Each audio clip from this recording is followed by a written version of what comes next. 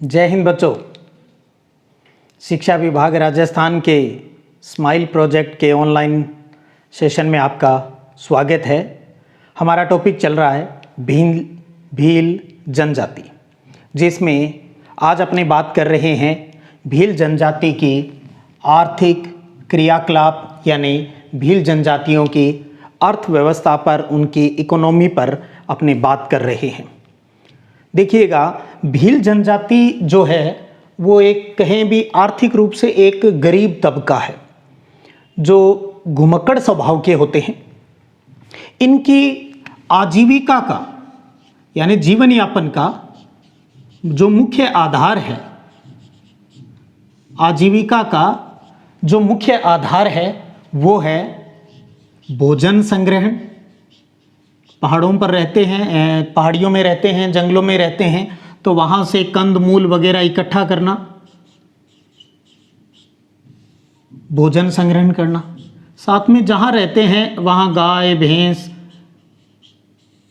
भेड़ बकरी आदि जानवरों को भी पालते हैं, मुर्गी पालन भी करते हैं। तो भोजन संग्रहण करना, पशुपालन करना, आदिम प्रकार की कृषि करना, आदिम कृषि और शिकार यानी आखेट, ये इनकी आजीविका के मुख्य आधार है। अब बात करते हैं एक एक करके इनमें। भोजन संग्रहण सामान्य बात हो गई बच्चों, कंद मूल, फल फूल, सब्जियां, पत्तियां, उनको इकट्ठा करना और अपना जीवन यापन करना। पशुपालन में हमने कहा भी गाय भैंस भेड़ बकरी और मुर्गी पालन करके अपना जीवन यापन करना। फिर हम बात कर रहे हैं आदिम कृषि यानी झूमिंग कृषि।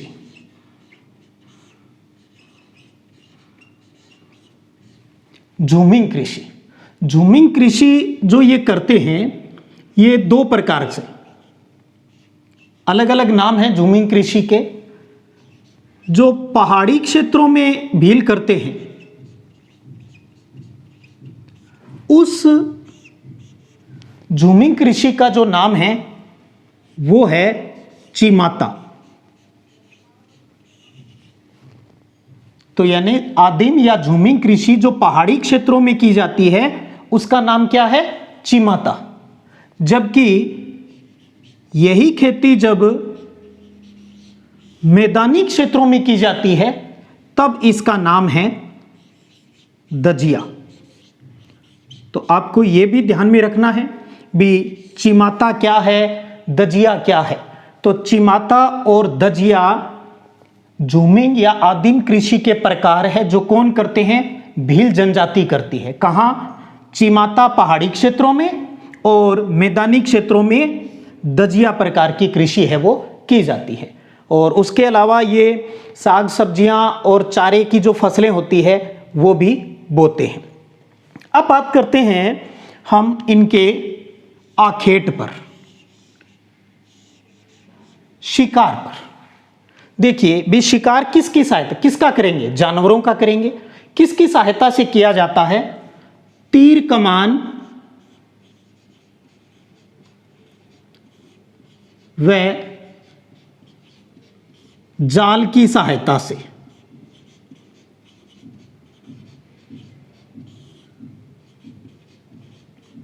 पशुओं का शिकार करते हैं।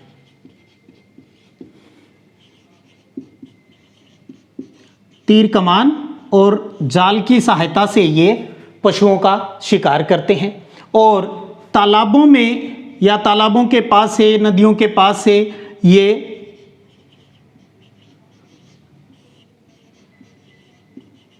मछली पकड़ने का कार्य भी करते हैं। तो तालाबों के पास ये मछली पकड़ने का कार्य करते हैं।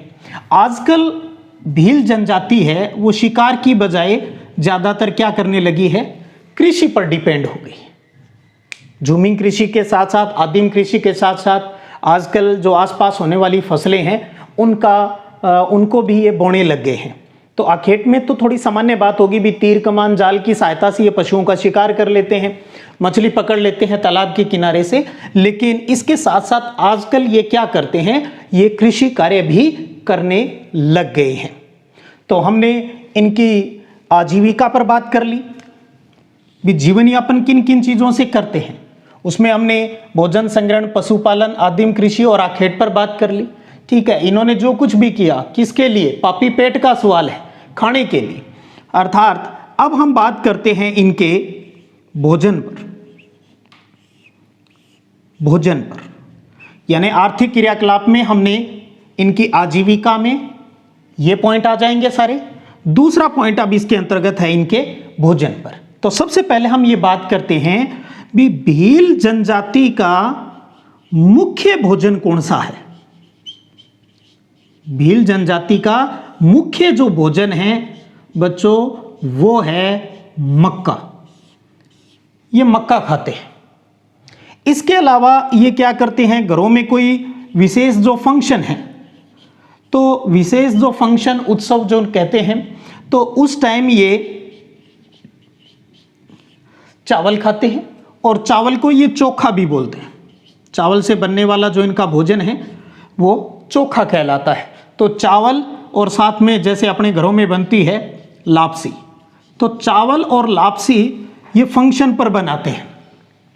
ठीक है, और उसके अलावा ये आटे और छाछ को मिलाकर उबालकर क्या बनाते हैं, अपने घरों में भी बनाई जाती है ये। और अब गर्मियों में तो बहुत ही शानदार आहार है अपना राबड़ी। तो छाछ और आटे को जो उबालकर है वो ये राबड़ी भी बनाते हैं। ठीक है, इसके अलावा बात करें अब इनके भोजन में। ठीक है, हमने कहा भी ये ज़्यादातर जो वहाँ जंगलों में जो चीज़ें मिलती है ज़्यादातर ये शाकाहारी होते हैं, जो मिलता है वही खाते हैं। लेकिन अगर हम इनके रीति रिवाज और परंपराओं की अगर बात करें, रीति रिवाज और परंपराओं के अनुसार, तो भील जनजाति है वो मांसाहारी भी है, यानी मांस का सेवन भी करते हैं। तो हम ये नहीं कह सकते भी ये पूर्ण रूप से शाकाहारी है। इनके रीति रिवाज और परंपराओं को देखते हैं तो ये मांसाहारी भी होते हैं। ठीक है, और एक और महत्वपूर्ण बात इसके अंतर्गत हम करना चाहेंगे, ये महुआ से बनी शराब का सेवन करते हैं। महुआ से बनी शराब का सेवन ये करते हैं, जिसे ये मावड़ी कहते हैं। मावड़ी, महुआ से बनी शराब को ये क्या कहते हैं, मावड़ी कहते हैं, और उसका सेवन करते हैं। इसलिए महुआ जो वृक्ष है उनका इनके जीवन में बड़ा ही विशेष महत्व है, विशेष महत्व ये मानते हैं उसको। तो भोजन में हम इतनी बात करेंगे भी मुख्य भोजन इनका मक्का है। फंक्शन के समय ये चावल और लापसी बनाते हैं, आटे और छाछ को उबालकर ये राबड़ी बनाते हैं। रीति रिवाज और परंपराओं के अनुसार ये मांसाहारी होते हैं और महुआ से बनी हुई शराब का ये सेवन करते हैं, जिसे मावड़ी कहा जाता है। अब आगे बात करते हैं अपने इनके भोजन के बाद इनके वस्त्र और आभूषण पर। नेक्स्ट टॉपिक है अपना इसमें वस्त्र व आभूषण। भी भील जनजाति के लोग किस प्रकार के वस्त्र पहनते हैं और किस प्रकार के आभूषण है वो पहनते हैं। इनमें बात करते हैं पहले हम पुरुषों की। भी पुरुष हैं वो किस प्रकार के कपड़े पहनते हैं। तो देखिएगा, पुरुष एक तो कमीज पहनते हैं। पुरुष है वो कमीज पहनते हैं। इनकी जो धोती है वो तंग होती है, थोड़ी टाइट। ये तंग धोती पहनते हैं, तंग धोती पहनते हैं। ध्यान दीजिएगा, इनकी जो तंग धोती है उसको ठेपाड़ा कहा जाता है। ठेपाड़ा। तो भील जनजाति के पुरुष जो तंग धोती पहनते हैं, टाइट जो धोती पहनते हैं, उसका नाम क्या है, ठेपाड़ा है। तो कई बार परीक्षा में यह सब पूछ लिया जाता है भी ठेपाड़ा क्या है। तो आप ये लिखेंगे भी भील पुरुषों के द्वारा पहनी जाने वाली तंग धोती वो ठेपाड़ा है। उसके अलावा ये सर को ढकने के लिए, अपने सर को ढकने के लिए ये जो साफा बांधते हैं, साफा, उस साफा को ये क्या बोलते हैं? पोत्या। पोत्या, जैसे हमारी भाषा में यहां बोल दिया जाता है पोतियो बंदे, ठीक है। तो यानी ये जो साफा पहनते हैं सिर को ढकने के लिए, तो उसको ये क्या कहते हैं? पोत्या कहा जाता है। उसके अलावा ये लंगोट पहनते हैं, और आजकल तो पैंट शर्ट भी पहनने लगे हैं, ठीक है। तो पुरुष है वो कमीज पहनते हैं। जो भील जाति के लोग, ध्यान दीजिएगा, तंग धोती पहनते हैं उसको ये ठेपाड़ा बोलते हैं, ठेपाड़ा। सिर पर जो साफा बांधते हैं उसको पोत्या बोलते हैं। इसके अलावा लंगोट पहनते हैं, और आजकल पैंट शर्ट है वो भी पहनते हैं। अब बात करते हैं भी महिलाएं हैं वो किस प्रकार के वस्त्र है वो पहनती है और उनके क्या नाम है। तो सबसे पहले बात करते हैं, महिलाएं एक तो घाघरा पहनती है, ठीक है। और महिलाएं जो घाघरा पहनती है उसका नाम है कछाबू। बहुत महत्वपूर्ण नाम है ये भी, कछाबू। तो वही बात आ गई, जैसे ठेपाड़ा क्या है, कछाबू क्या है। तो भील महिलाओं द्वारा पहने जाने वाला घाघरा है वो कछाबू कहलाता है। कछाबू जो छाती से लेकर घुटनों तक है वो लंबा होता है, ठीक है। तो घाघरे को ये क्या कहते हैं? कछाबू कहते हैं। उसके अलावा ये लुंगड़ी पहनते हैं, लुंगड़ी। लुंगड़ी ओढ़नी को बोलते हैं, ठीक है। लुंगड़ी पहनते हैं, ठीक है। कांचली पहनते हैं। तो घाघरा, लुंगड़ी, कांचली ये महिलाओं द्वारा पहने जाने वाले वस्त्रों के नाम हैं। तो ये तो हुए पुरुष और महिलाओं द्वारा पहने जाने वाले वस्त्रों की बात। हम लगे हाथ थोड़ी सी इनके आभूषणों पर भी, क्योंकि हमारा टॉपिक है ये, आभूषण पर भी बात कर लेते हैं भी ये किस प्रकार के आभूषण है वो पहनते हैं, ठीक है। तो इसमें हम आपको बताना चाहेंगे भी चांदी, पीतल, जस्ता और निकिल। चांदी, पीतल, जस्ता यानी जिंक और निकिल, इनके बने हुए आभूषण पहनते हैं, ठीक है। इसके अलावा जो महिलाएं होती है वो लाख की चूड़ियां पहनती हैं। भील जो महिलाएं होती है वो लाख की चूड़ियां पहनती है और कांच की चूड़ियां भी पहनती हैं। तो लाख और कांच की चूड़ियां हैं वो भील महिलाएं हैं वो पहनती हैं। तो इस प्रकार आपको आभूषण अगर भीलों में पूछे तो आपको ये बात लिखनी है, बतानी है भी चांदी, पीतल, जस्ते और निकिल के बने हुए आभूषण पहनते हैं, और महिलाएं हैं वो लाख और कांच की बनी चूड़ियां हैं वो पहनती हैं, ठीक है। तो इतनी बात हुई अपने वस्त्र और आभूषण से संबंधित। अब हम बात करते हैं, उम्मीद करता हूं ये चीज आपके क्लियर हो गई होगी। तो थोड़ा सा आप अगर कोई दिक्कत हो तो रिवर्स करके आप इसको थोड़ा सा देख लीजिएगा। अब हम इसी आर्थिक क्रियाकलाप को आगे बढ़ाते हैं, और अब हम बात करते हैं भीलों के घर पर। भी भील जाति के जो लोग जहां पर रहते हैं वो मकान जो ये बनाते हैं वो किस प्रकार के हैं, उन पर बात करते हैं। तो अब अपना जो टॉपिक है आर्थिक क्रियाकलाप में हम बात कर रहे हैं इनके निवास गृह यानी इनके घर पर बात कर रहे हैं। तो सबसे पहले आपको ये चीज़ ध्यान में रखनी है, और मैं चाहता हूं यही आपको परीक्षा में लिखनी भी है अगर प्रश्न आता है तो। भीलों के घर क्या कहलाते हैं? बहुत प्यारा प्रश्न बनता है, भीलों के घर को क्या कहा जाता है?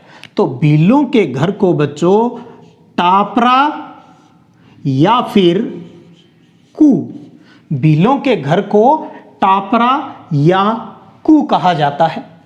ये छोटे छोटे गांव में रहते हैं। तो भीलों के जो छोटे छोटे गांव होते हैं उनका भी नाम है, और उसको कहा जाता है फला। फला। तो भीलों के छोटे छोटे गांव को क्या कहा जाता है? फला कहा जाता है। इसी प्रकार बात करें अगर बड़ा गांव है तो इनके जो बड़े बड़े जो गांव हैं, बड़ा जो गांव होता है उसको कहा जाता है पाल। बड़े गांव को क्या कहा जाता है? पाल कहा जाता है। और इस बड़े गांव का जो मुखिया होता है, यानी क्या कहेंगे हम? पाल।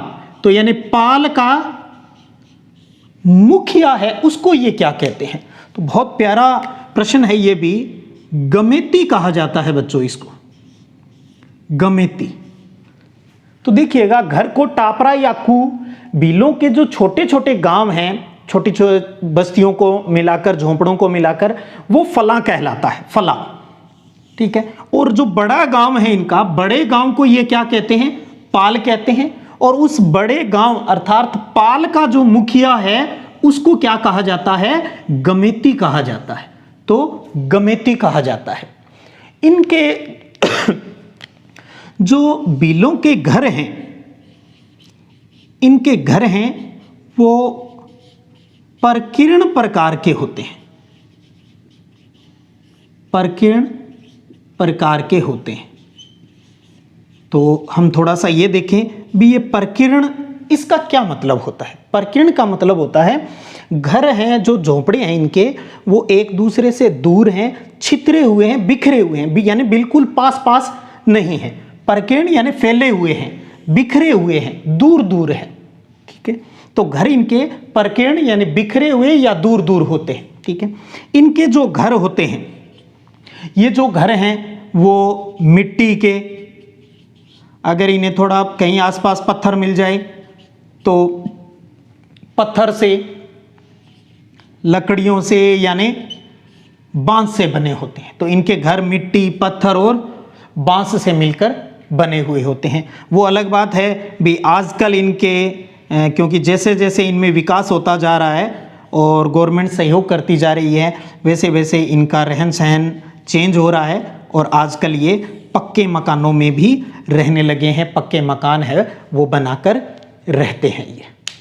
तो बच्चों ये है इसके घर के बारे में, जिसे टापरा कहते हैं। छोटे गांव को फला कहते हैं, बड़े गांव को पाल कहते हैं, और पाल का जो मुखिया होता है उसे गमेती। इनके घर जो होते हैं वो परकीर्ण यानी बिखरे हुए होते हैं, और इनके मकान जो हैं, घर, वो मिट्टी, पत्थर और बांस यानी लकड़ी से मिलकर बने हुए होते हैं।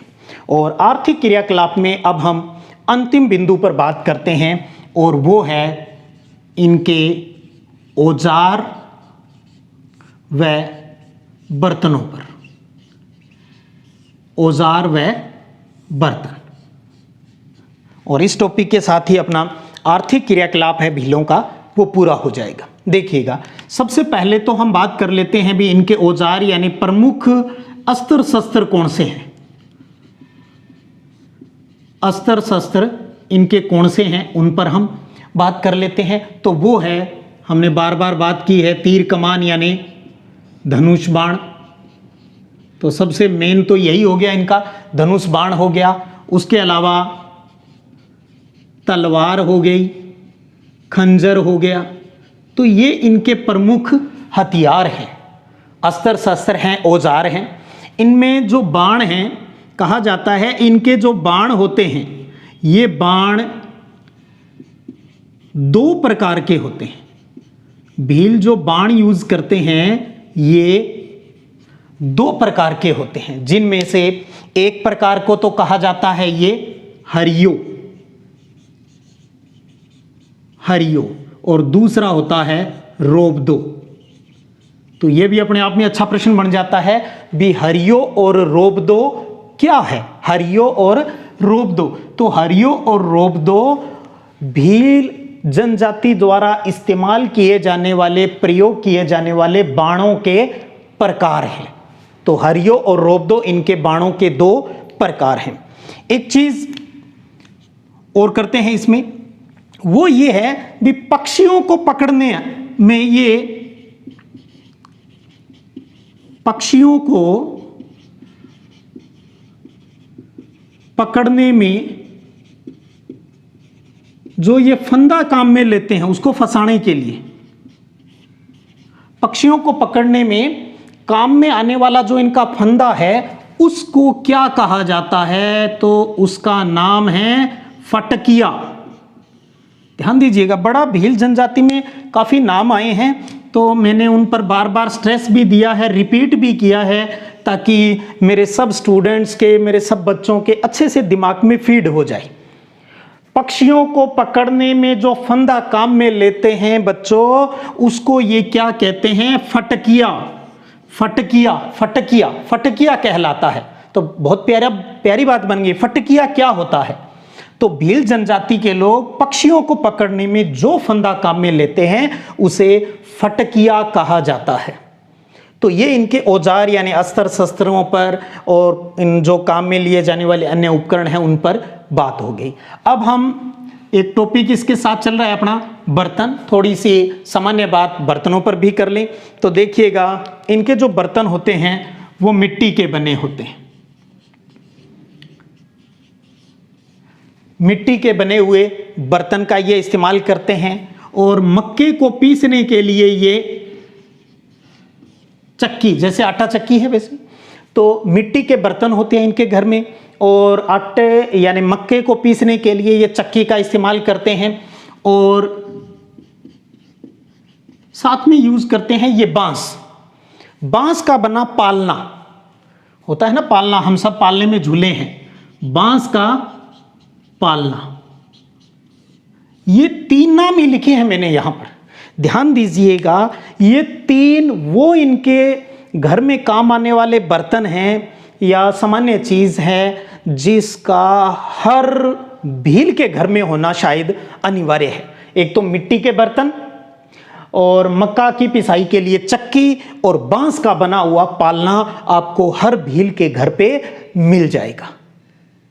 तो देखिएगा बच्चों, आज अपनों ने क्या पढ़ा? आज की अपनी इस क्लास में हमारा उद्देश्य था भी हम इस चीज को समझे भी भील जनजाति अपना जीवन यापन किस प्रकार से करते हैं, यानी उनकी कौन सी आर्थिक क्रियाकलाप है, उनकी अर्थव्यवस्था क्या है, उस पर हमने बात की, जिसमें हमने उनकी कृषि, आखेट, भोजन, उनके वस्त्र और आभूषण, उनके घर, उनके औजार और बर्तनों से संबंधित बातें हमने यहाँ शेयर की है और उम्मीद करता हूँ आपको जरूर इनसे लाभ मिला होगा और क्लास को एंजॉय भी कर रहे होंगे।